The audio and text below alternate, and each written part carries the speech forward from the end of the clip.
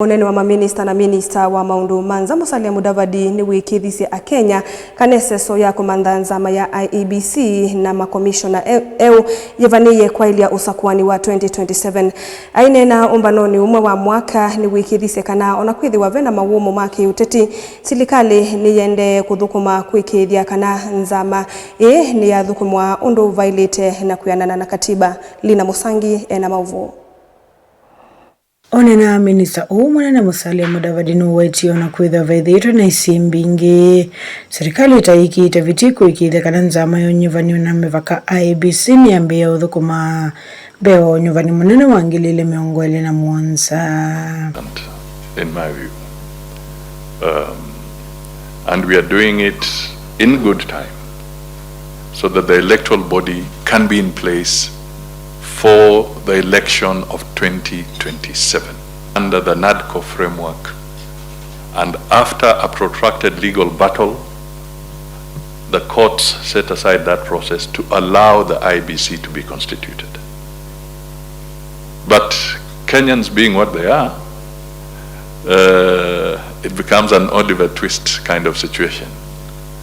I've got it, but I still want more. Musalia nukweta Usakuani wanzeti na wa miaka 5 utwaiswa kwanza ila ya ile kimeo oweta vaiki tumiona kimweke tuma Usakuani utamba iko mwaka na wangilile miongwele na mwanza. We in Kenya have always had our elections in the cycle that it's supposed to be, every 5 years, without fail, since we got independence. And we have no reason to set ourselves up for failure in 2027. Maundu makonete mavisa mausese kutethea isakololo mele muwo kuya Haiti no wacheka nambikia yuma visa Helen Matitu ni dhai kumana na kaula uende ku waweta mission ya loda la mwini wake na mwakani vala waweta mavisa hata mekuende ya na mission We lost 2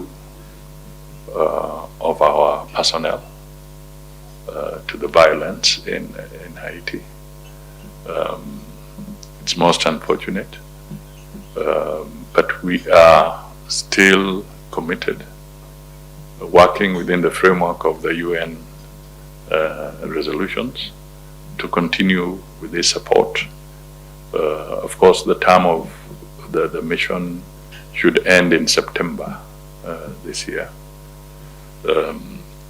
But in between, there are some petitions that are within the UN framework, and I think the Secretary General of the UN made some comments to it.